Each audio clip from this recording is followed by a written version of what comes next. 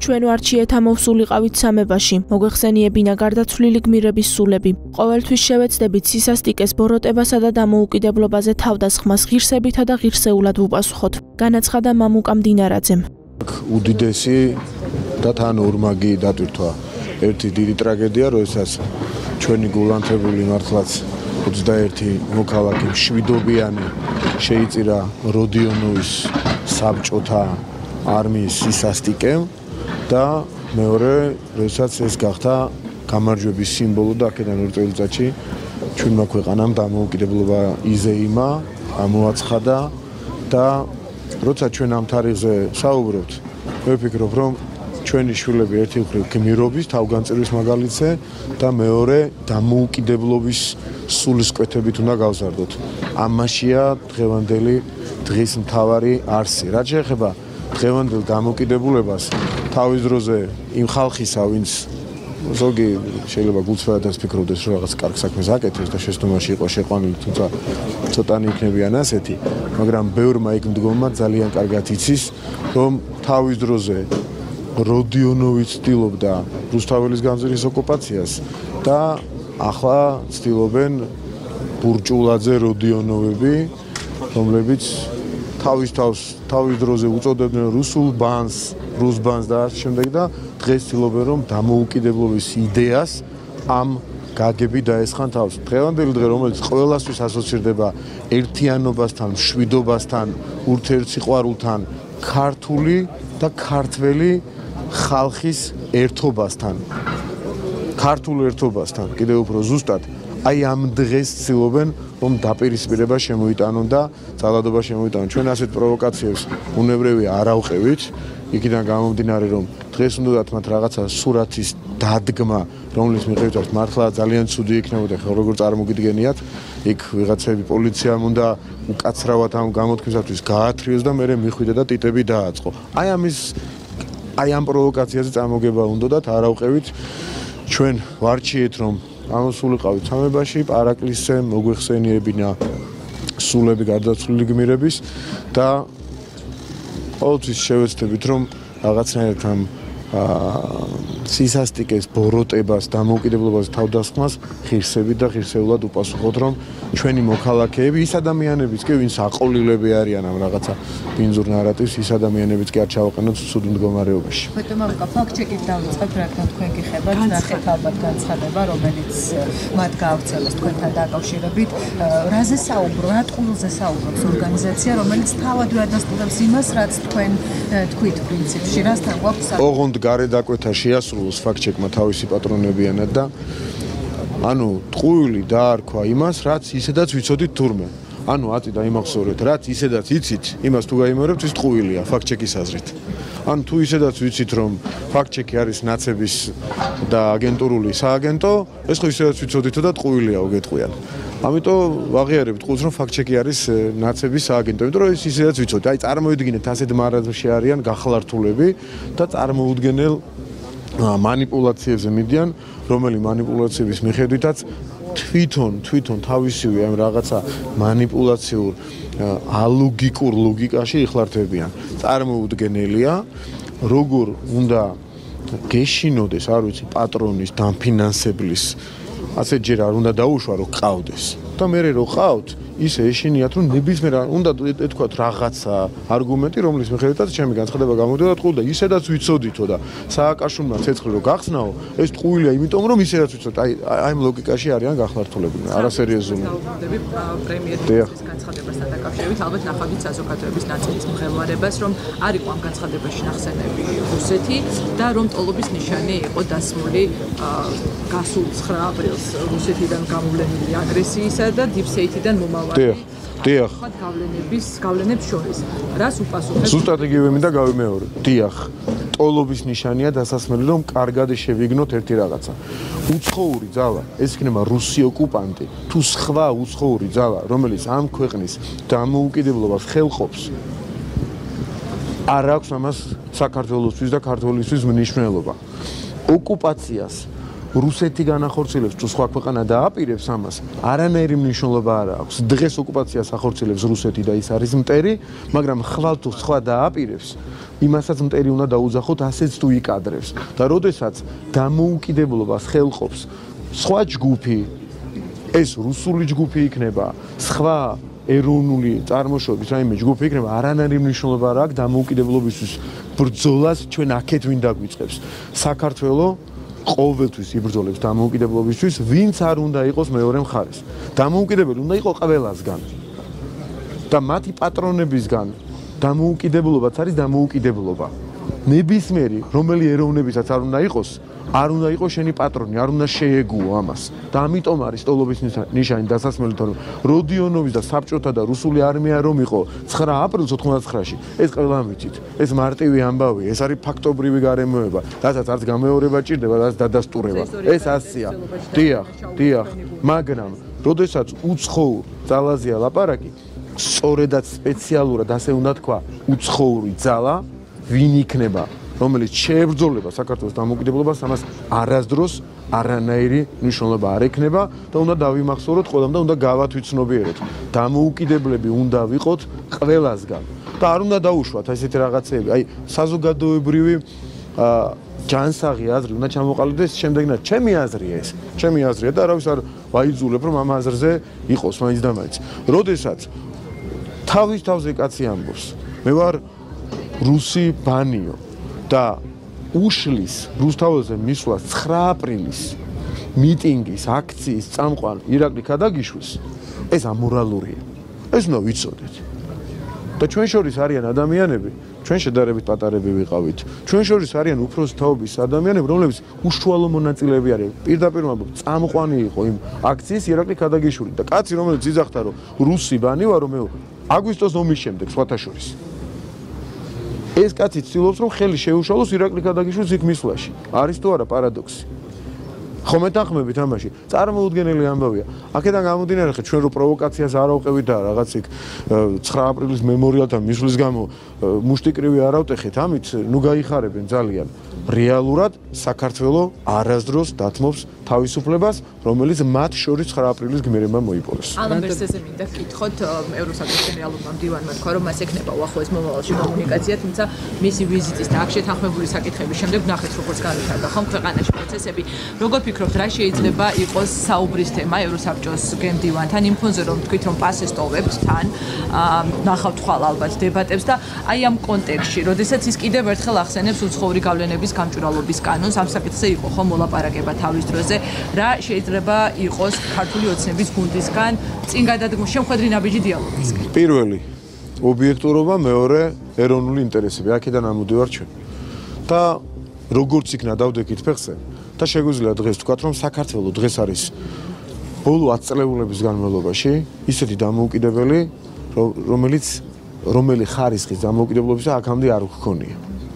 დამოუკიდებლობის ეს ხარისხი გვაძლევს ჩვენ იმის საშუალებას, რომ თამამად და ბოლომდე სიმართლე ველაპარაკოთ პირველ პირში ყველას. მათ შორის უთხრათ, რომ არარელევანტურია მაგალითად გამჭვირვალობის კანონის ხსენება, იმიტომ რომ უფრო მკაცრი კანონი მივიღეთ, ამერიკული კანონი FARA, რომელიც პირდაპირ გადავწერეთ, პირდაპირ თარგმანი გავაკეთეთ და ამაზე ვერავინ ამოიღო ხმა. წარმოიდგინეთ, რამხელა სიცრუის ქვეშ ამყოფეს თავიანთი მომხრეებით, ქართული საზოგადოება მთლიანად საბედრინოდ ვერა. თავიანთი მომხრეები რა სიცრუეში აცხოვრეს მართლაც, როდესაც გამჭვირვალობის კანონი გააპროტესტებინეს და 2 წელი რუსული კანონი აძახებინეს და გაცილებდნენ მკაცრი კანონი, იგივე მოდიფიკაციის, ასე ვთქვათ, ამერიკულიდან პირდაპირ ნათარგმნი საერთოდ აღარავინ გააპროტესტა. იცით რატომ? იმიტომ რომ აქ უკვე გამოაშკარავდებოდა მათი სიცრუის რაღაცა ფსკერამდე დასული ხარისხი. შესაბამისად, აი ესეთ სიმართლეს ჩვენ ყოველთვის ვიტყვით და ეს ყველაფერი მათ შორის ამერიკული FARA-ც, გამჭვირვალობის კანონიც და სხვა კანონებიც და სხვა გადაწყვეტილებებიც, რომელიც ბოლო პერიოდში მივიღეთ, ერთადერთს ემსახურება საქართველოს დამოუკიდებლობის ხარისხის გაძლიერებას, რაც თავის მხრივ არის უმყარესი საფუძველი შემდგომი განვითარების რეალური ქრისტიანული ჭეშმარიტი ევროპული ღირებულებების დაცვის, ჩვენი ქართული სახელმწიფოს რეალური წარმომადგენლობის ევროპაში და ევროპული ოჯახის სრულფასოვანი წევრობის. ეს არის მყარი რეალური გარანტიები და როდესაც ჩვენ საპირისპირო მიმართულებით სიარულს გვაიძულებდნენ, მათ შორის სანქციებს, რაღაც ომში ჩართვას და ასე შემდეგ, ეს იქნებოდა მყარი გარანტია პირიქით რომ მოხდარიყო ყველაფერი და ამიტომ არ წავყვებით ამ ყველაფერს. გრანტების შესაძლებლობა ვისთვის ხართ მზად, რა შეიძლება იყოს თქვენსა ჩვენ სავაჭრო თემებზე არ ვლაპარაკობთ. ანუ დიალოგის საიდან შეიძლება წარმოგიდგენიათ სადიალოგო არავისთან არაფერი გვაქვს, ობიექტურ შეფასებას მოთხოვთ ყველას ჩვენს მიერ გადადგმული რეალური ნაბიჯების, რომელიც არის ეროვნული ინტერესებიდან გამომდინარე. დღეს საბედნიეროდ ჩვენ ამისი თქმის საფუძველი გვაქვს და ვბედავთ ამის თქმას. პირდაპირ გეუბნებით. პირდაპირ ვაღიარებ გადაჭარბების გარეშე 5 და 6 წლის წინაც კი ჩვენ ესეთ ამამად ვერ ვლაპარაკობდით მათ შორის. შეიძლება გაგიკვირდეთ ჩემგან, მაგრამ ეროვნულ საკითხებზეც კი, იმიტომ რომ აქ გვჭირდებოდა ბევრი პოლიტიკური სვლა, იმდაგვარი, რომ ერთი მხრივ გავფრთხილებოდეთ ჩვენ სახელმწიფოს, ჩვენ სუვერენიტეტს და მეორე მხრივ გარკვეული ლავირებები მოგვეხდინა. დღეს ვართ ერთადერთი თანახმა დიალოგის რეჟიმში, რომ პირველ რიგში და წინა პლანზე დაყენებული იყოს საქართველოს ეროვნული ინტერესები და პატივისცეს ყველამ მის ეროვნულ ინტერესებს. ორგანიზაციების კანონზე მინდა გითხრათ, ხო, რომელიც არის პარლამენტში დაინიცირებული, გარკვეული ჯგუფები, მათ შორის ოპოზიციის წარმომადგენლები ამბობენ, რომ ეს არის მორიგჯერზე არასამთავრობო ორგანიზაციების რაღაცნაირად შევიწროების მცდელობა, თუმცა ვიცით ამ შემთხვევაში მაგალითად ქართული ოცნების პოზიცია. მარტივი ტესტია, გუშინ დავწერე Facebook-ში სხვათა შორის. უმარტივესი ტესტია. უნდა შეხედოთ ამ ხალხს, ვინ არიან აქტორები და შემდეგ უნდა ვნახოთ რა არ მოსწონთ მათ.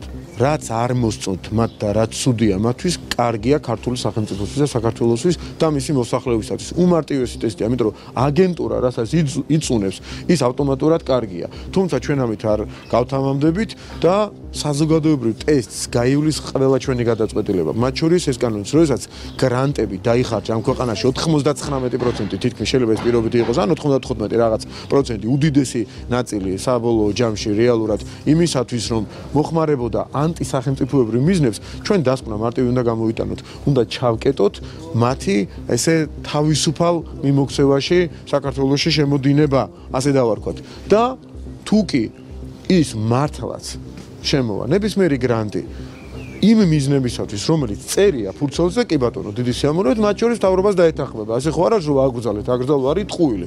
და ისიც ტყუილია, რომ ჩვენ გრანტის მიმღებებს უგზავნოთ რაღაცას, პირიქით საუბარია იმაზე, რომ გრანტის გამცემებს არ ექნებათ მთავრობის თანხმობის გარეშე ამ გრანტის გაცემის უფლება. და თუ რაც წერია ფურცელზე. ფურცელზე ხო იცით რა წერია ხოლმე? კეთილშობილური მიზნები, სოფლის მეურნეობის რაღაცა პროგრამები და თუ ამ მიზნებს მოემსახურება რეალურად, არავინ დაბლოკავს ამ გრანტებს. ბუნებრივია, მაგრამ როდესაც გრანტი იქნება არამიზნობრივი, ანუ ერთი რამე ეწერება ფურცელზე და მეორე რამეს ხმარდება და ამისი ობიექტური მოლოდინი იქნება შესაბამის ანალიზზე, შესაბამის ლოგიკაზე თუ მტკიცებულებებს დაფუძნებული, მაშინ იქნება ასეთი გადაწყვეტილებები. ამიტომ ნუ ვიტყვით და ნუ მოვატყუებთ საზოგადოებაზე, ნურც ისინი მოვატყუებენ და ვერ მოვატყუებენ იმის შესახებ, რომ გრანტები დაიბლოკა, არ დაიბლოკა, უბრალოდ ამისათვის საჭირო იქნება მთავრობის თანხმობა და თუ მართლაც ის კეთილშობილური მიზნები ექნება ამ გრანტებს, რაც ფურცელზე წერია, არავინ დაბლოკავს ამ გრანტებს და იქნებიან ბედნიერები წინასწარად სოფლის ირიგაციაზე მიდის და განისაზღვრება მათ შორის ბევრი ირიგაციაზე გამოყოფილი თანხა გვინახავს ჩვენ პრაქტიკაშია ძალიან ბევრი გრანტი იმ ირიგაციაზე პირობითად გვერდზანეთ გამოყოფილი, რომელიც სხვა რამის ტვინების ირიგაციაზე იყო მე დახარჯული და შესაბამისად ამის პრაქტიკაც მრავლად გვაქვს. და შემდეგ, როდესაც მთავრობა ნებართვას მიცემს, შემდეგ სხვა კანონი, უკვე ფარას კანონი ირთვება გამჭვირვალობის ნაწილში და აქაც ექნება ვალდებულება, რომ გაშიფრონ ვინ რაში ხარჯავს ამ თანხას. მე თუ ერთ ჩვეულებრივ პოლიტიკოს მაქვს ვალდებულება, რომ თეთრების დონეზე დავწერო დეკლარაციაში ყველაფერი, რატო არ უნდა ჩაიწეროს ასეულობით მილიონის შესახებ დეკლარაციაში ის რაში ხარჯავენ ამ ასეულობით მილიონს. თან იმ ფონზე, როდესაც USAID-თან და ნეტთან დაკავშირებით ამერიკის შეერთებული შტატების ახალმა ხელისუფლებამ აღიარა, რომ აბსოლუტურად განსხვავებული მიზნებისაკენ მიიმართებოდა ეს თანხები და ასევე გუშინ წინ მოუწიათ ევროპელებსაც იმისი აღიარება, რომ 100 მილიონი ევრო და მილიარდობით ევრო საბოლოო ჯამში იხარჯებოდა სხვა მიზნებისათვის, კონსერვატიული პარტიების დისკრედიტაციისათვის, ანუ ეროვნული ამოცანების საწინააღმდეგოდ კონკრეტულ ქვეყნებში იხარჯებოდა და ამის ფონზე მე მგონი ლოგიკური გადაწყვეტილებაა. ისაუბრეთ ზუსტად მიზნობრიობასთან დაკავშირებით და ახსენეთ დასკვნა აუდიტორთა სასამართლოს იქ სწორად წერია რომ სამწლის განმავლობაში სად იხარჯებოდა ეს გარკვეული თანხა რა მიზნით რომელი არასამთავრობო ორგანიზაციების მიმართ ეს არის ფუნდოვანი რას ნიშნავს ეს სახელმწიფო პარტიისთვის და ეს აუდიტორთა დასკვნა მასში როგორ არის საქართველოსთან მიღება დღეს თუ ერთი ადამიანი ამ ქვეყანაში დარჩენილი რომელიც ფიქრობს რომ გრანტები მართლაც მეგობრული კეთილშობილური მიზნებისთვის სიყვარულით იხარჯება ის ჩემი აზრით საერთოდ მოწყვეტილია რეალობას უკაცრავად ყველა მათგანთან იქიდან გამომდინარე რომ უკვე ამერიკელებმაც ევროპელებმაც აღიარეს მოუწიათ ყოველას იმისი აღიარება რომ გრანტები რომელიც ასეთი კეთილშობილური მიზნებით გამოიყოფოდა რეალურად იხარჯებოდა ადამიანების ტვინების გამორიცხვაზე იმ ერების იმ ქვეყნების წინააღმდეგ რომელიც ფიქრობენ კონსერვატიულად დაუშვათ და რომელიც თავის ეროვნულ ინტერესებს აყენებენ წინ ეს უკვე ოფიციალური აღიარების დონეზე იყო და ეხლა თუ კიდე დარჩა ვინმე ადამიანი მისი პრობლემაა რომელიც ფიქრობს რომ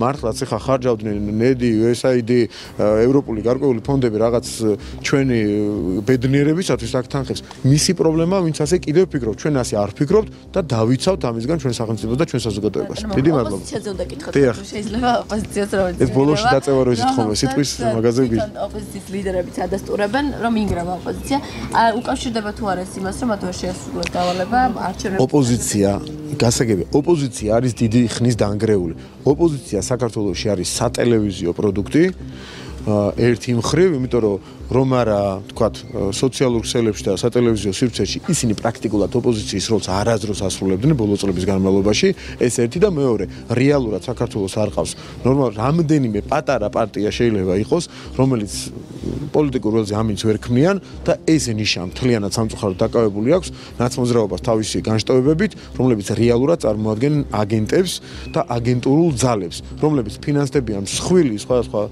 ფონდებიდან უცხოეთიდან და არიან ჩართულები აგენტურულ საქმიანობაში. ამისი მხილება მიდის მაგალითად კომისიის ხდომებზე. ჩვენ ნახეთ კიდევ ერთხელ გავიხსენეთ, ხო ყველამ ვიცით რა ხდებოდა და ყველამ ვიცით მკვლელობაც, გაუპატიურებაც ყველაფერი ვიცით რა ხდებოდა 2012 წლამდე, მაგრამ მაინც რამძიმე მოსასმენია ის ყველაფერი და რა რეალობასთან გვაქვს საქმე, როდესაც წარმოიდგინეთ საგამოძიებო კომისიაზე მიდის ადამიანი და ყვება ასეთ ხო ასეულობით არის, ზოგი ვერ ყვება გაცილებით უარეს, ხო ეს ამბებიც ვიცით.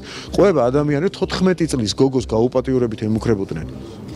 და ამის მხარდამჭერი ხალხი გამოდის დღეს და 9 აპრილის მემორიალს წრეს არტყმევინებს, თქვათ, დაკავებული ადამიანის მშობლებს. ამას აორგანიზებს. რუსიბანი ვარო იძახის, თან აორგანიზებს, რომ წრე დაარტყან ადამიანებმა 9 აპრილის მემორიალს და თან მხარდამჭერია იმ ძალების, რომლებიც 14 წლის შვილებს გოგოებს გაუპატიურებით ემუქრებოდნენ. და იმ ადამიანებს აქვთ კიდე დაკავებული დღეს ახლა რაღაცა რამდენიმე საათის ტერიტორია, რომელიც 9 აპრილის მემორიალზე ზემოდან ცეკვავდნენ. აი ეს არის მათი მორალი. და აქედან უნდა გამოვიტანოთ დასკვნა. დიდი მადლობა.